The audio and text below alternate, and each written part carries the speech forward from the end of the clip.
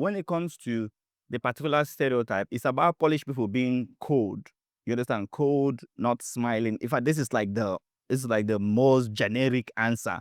They're cold, they're not smiling. And of course, there's a prelude to that. You understand?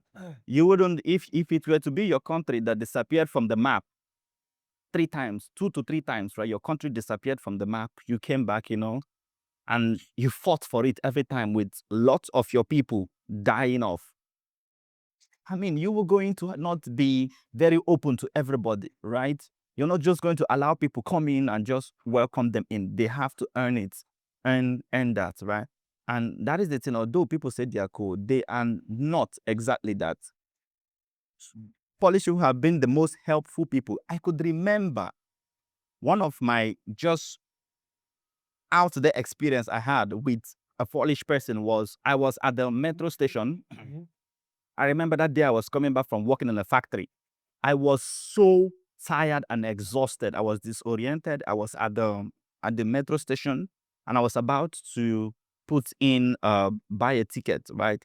And I was just finding it really difficult. And there comes this really young girl. She's never seen me. She just walked up to me. Hey, are you finding it difficult? But she's Polish. And she just goes on to help me and even pay for my ticket. I was like, no, you don't have to.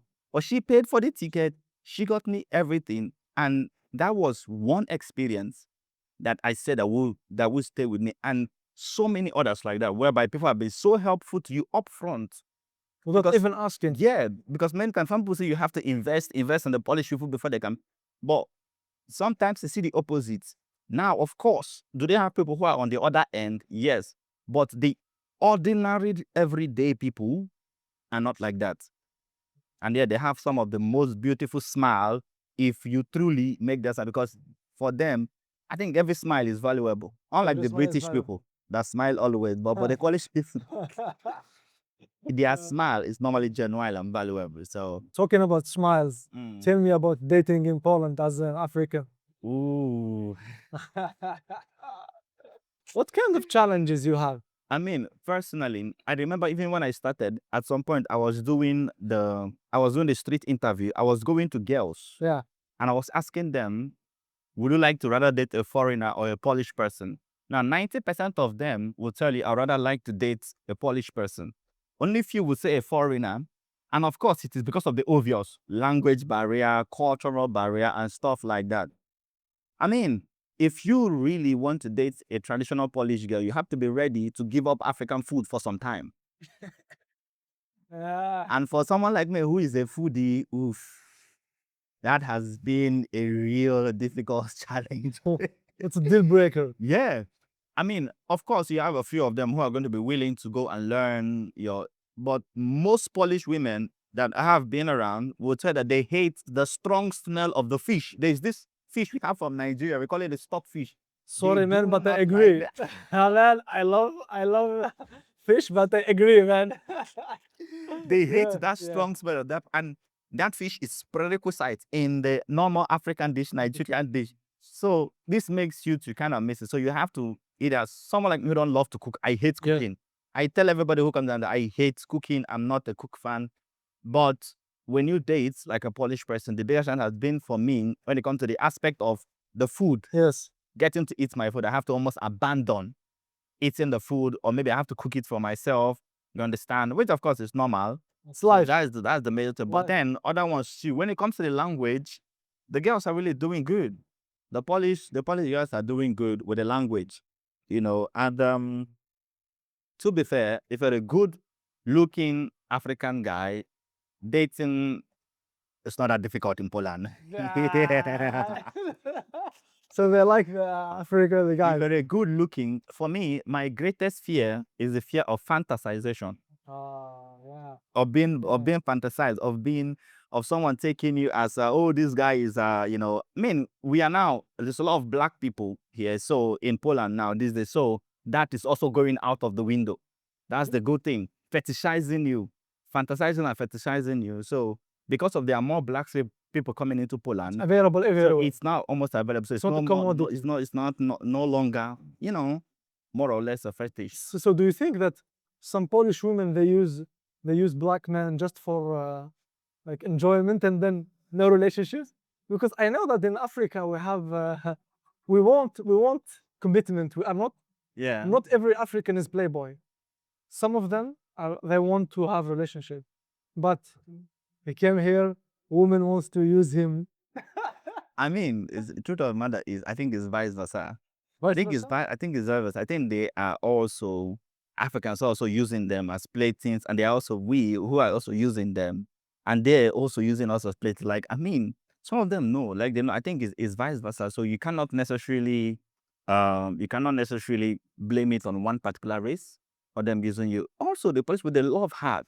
Oh my God, they love so hard. Even sometimes I'm scared of them because of how hard they love. Sometimes How they love so hard that sometimes it can be toxic. sometimes they think they are naive. Maybe because just me because I'm from Africa, so that's how we're raised. But Yeah. I think they are naive in their love, which is not particularly good, I mean, especially if someone will take advantage of that.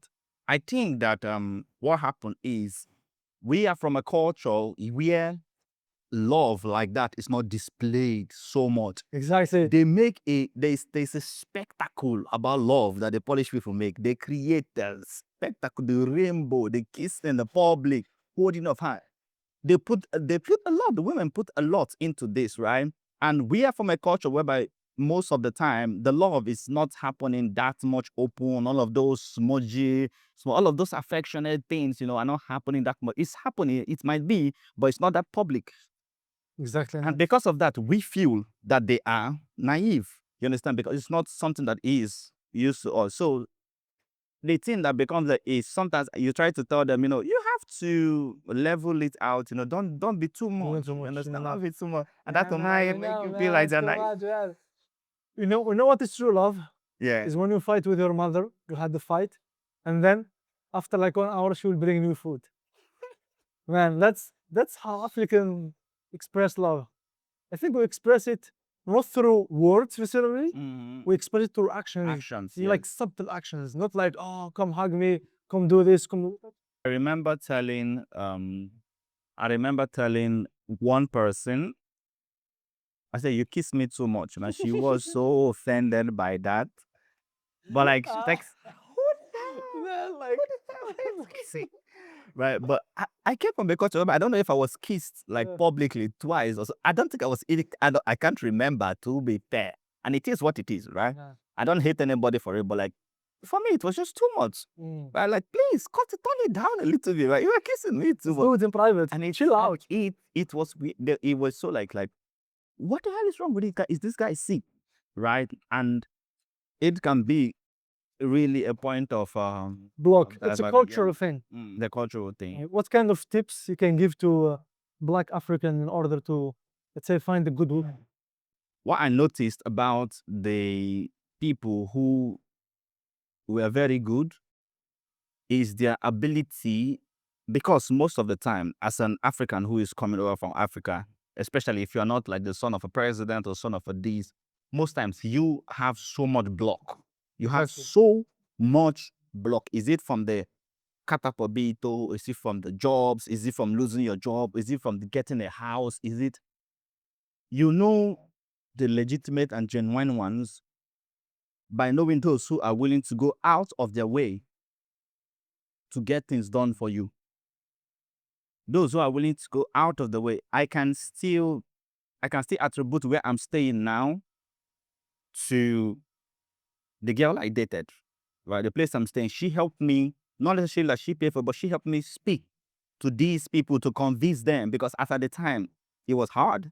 Getting a house in Poland, even now as a foreigner, so you can't speak Polish, it becomes a problem. So someone like that, when I was going to get my PKK number for my driving license, I went there for one day and I was fighting at the council office. And then I called a friend of mine who was a Polish and who was a girl. And boom, once she came in, it was done immediately. So when you see people who are willing to go out of their way to do that for you, knowing that you cannot do much, but they're willing to help you in that way, Of course, it's going to be reciprocal. You have to help them in the way, maybe in the bedroom or somewhere else. But Yeah, I know.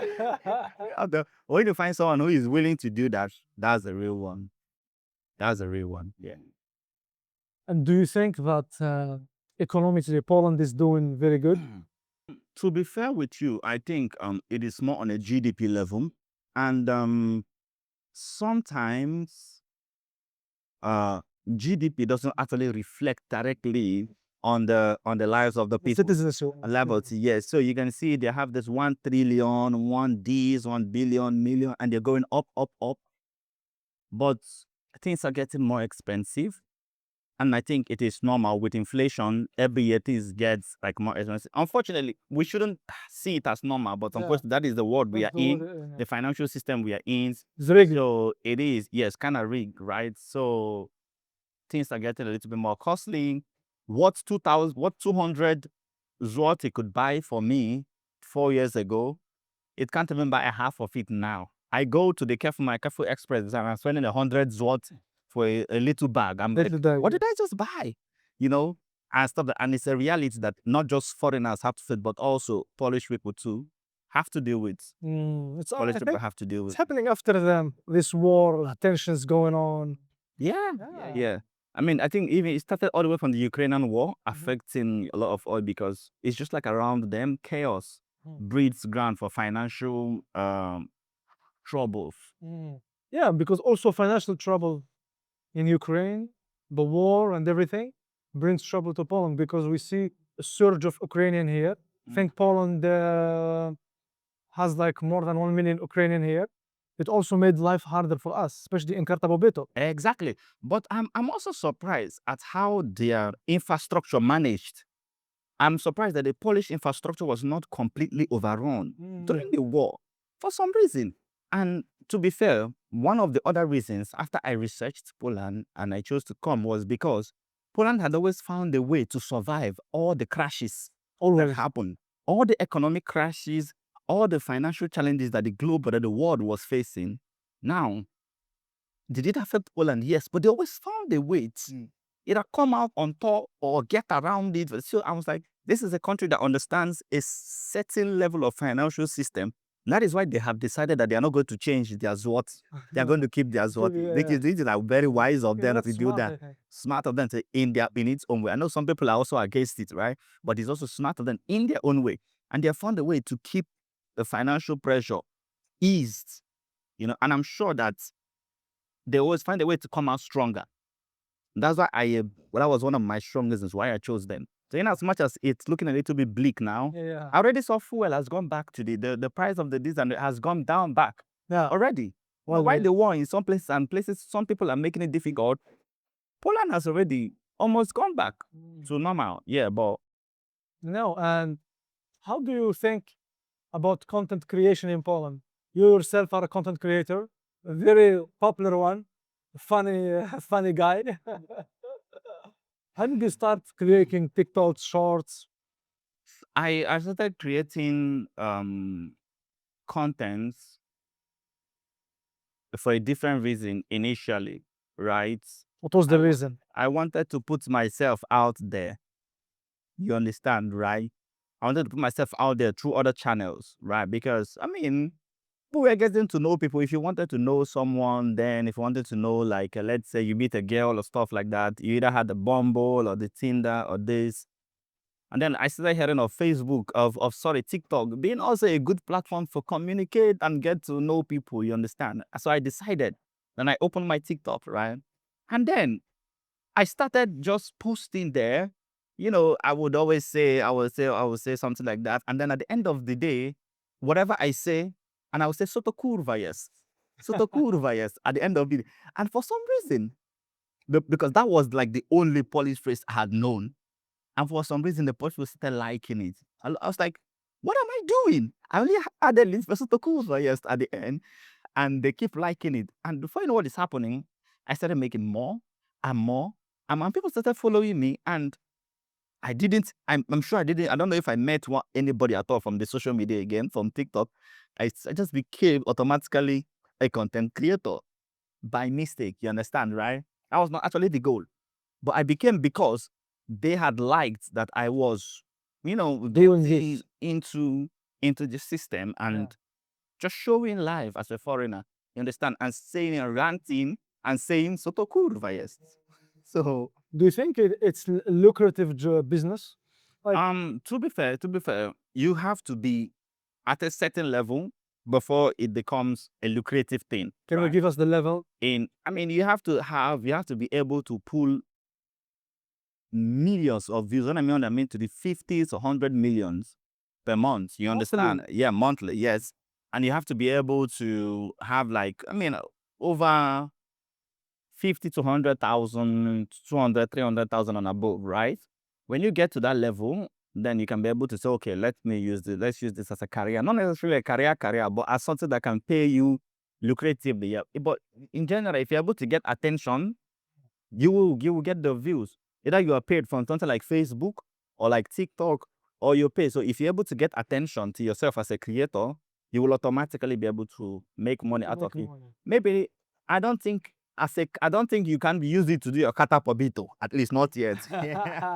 You cannot use it to do your kata pobito yet, but Can be. yeah. It can be an extra source of income for you. Although you have to be really dedicated. You have to come into it not for the love of money, but for the love of contents and showcasing either your culture or the Polish culture, one of them. Speaking of culture, what was the first cultural shock you had in Poland? Like the first biggest cultural shock you had when you came here, something that you couldn't understand. When it comes to cultural shock, it was the closeness of the people initially, right?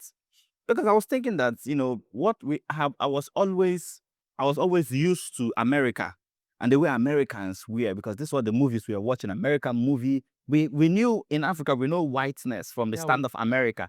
American whiteness is America trusts you first before they even move on with you, right? So that openness, you also expecting to come in here and have that openness of hand, you understand? You didn't expect to meet some cold shoulders, from a lot of cold shoulders, but eventually you get to understand when you read their history.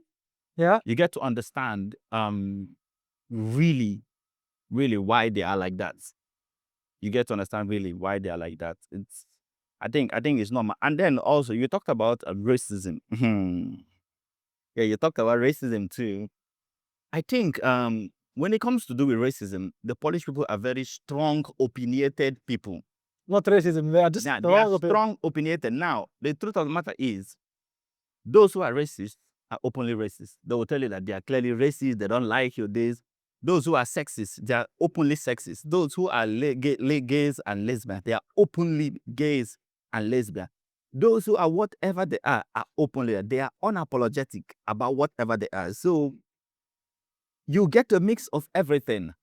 You get a mix of everything like that. And it was the same initially in my comment section, where I had like a lot of racist comments initially. I mean, of course, from time to time I do get, but now, as time has come to go on and people have started, I don't get that again in time. It's like you winning the trust of the people. They get used to you. Exactly. But I rather see them as strong, opinionated people than people who are cold or people who are racist, rather than that. And of course, I don't think it's a general thing. It's a thing that is happening in between a group of people. So that sometimes the racists can be louder than those who are not. Yeah, exactly. But I think the term is they are honest people. Yes. They don't sugarcoat anything. If it's bad, they will tell you it's bad. If it's good, they will tell you it's good. Yeah. So there's no in between. There's no in betweens with them. It's either black or it's either white. There's no in between, and you are either doing it well or you're not doing it well.